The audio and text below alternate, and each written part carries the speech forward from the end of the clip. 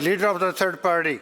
Thank you, Honourable Speaker. For decades, First Nations and old growth advocates have called for change to how forests are managed in our province.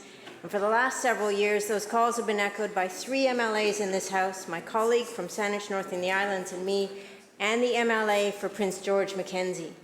We're delighted that the Premier has worked with Gary Merkel and First Nations Forestry Council to implement transformative policies in the forest sector, and we applaud this government for finally recognizing that until the laws and regulations are changed, we will see business as usual.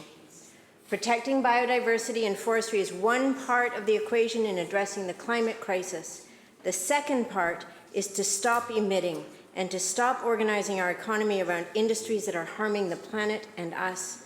As Gary Merkel said today, quote, "If you don't take care of the land, it will end up killing you."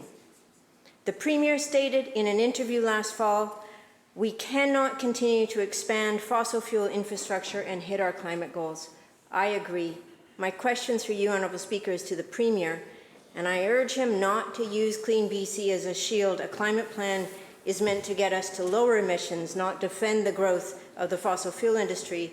Can the Premier assure British Columbians that BC will not approve any more fossil fuel infrastructure? Minister of Environment and Climate Change.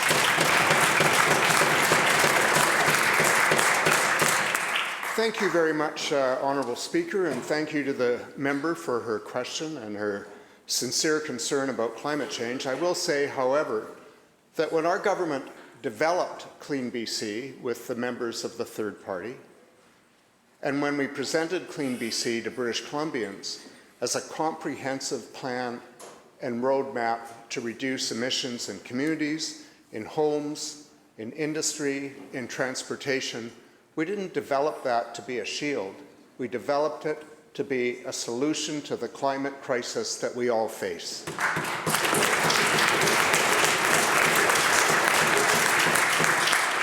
I've said in this House many times, and my colleague, the Minister of Energy, Mines and Low Carbon Innovation, has said the same thing.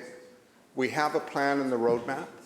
We have a clear commitment to emission reductions of 33 to 38% in the oil and gas sector. We have a clear commitment to reductions in other industries. We have a clear commitment to reductions in transportation and in communities and buildings. We are working hard to develop the specifics with all stakeholders that have an interest to show British Columbians over the next months exactly what steps we'll take to put the roadmap on track to meet our targets. Leader of the third party, supplemental. Thank you, Honourable Speaker. I appreciate the Minister of Environment answering the question I put to the Premier and doing exactly what I asked him not to do, which was use a climate plan as a shield. The CleanBC accounted for half of LNG Canada's Phase 1 emissions. Half. Doesn't even account for all of Phase 1 emissions.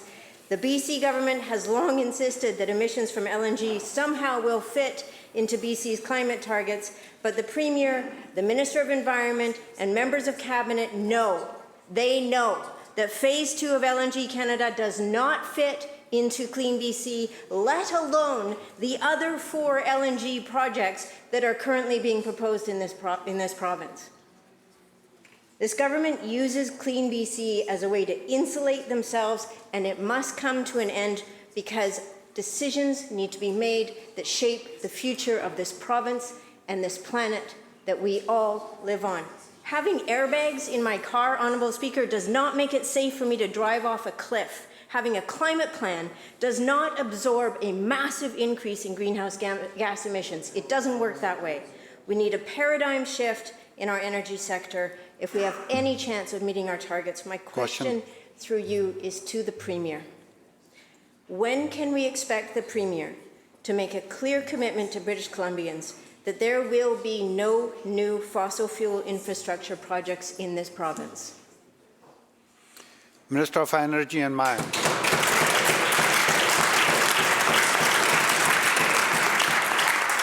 Thank you, Honourable Speaker, and thank you to the member for the question. I reiterate my colleague's comments, and we have always been clear that any LNG development must fit our conditions, and that includes our climate commitments.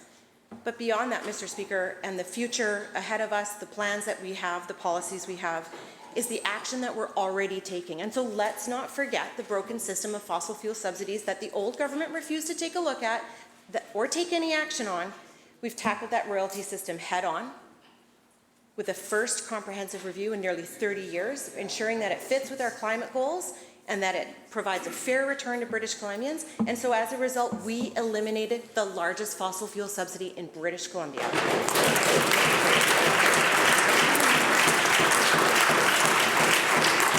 As a result of this, we can redirect that funding into programs that help heal the land and support a clean energy future. And this is what the member is talking about, our clean energy future. This work hasn't stopped. The Premier's directed me in my mandate letter to be looking at other subsidies and how we can direct that into that clean future. I know that the member is passionate about this, and I expect her, I want her to continue to bring that passion in the way that we all have to collectively work together towards our climate commitments. Thank you.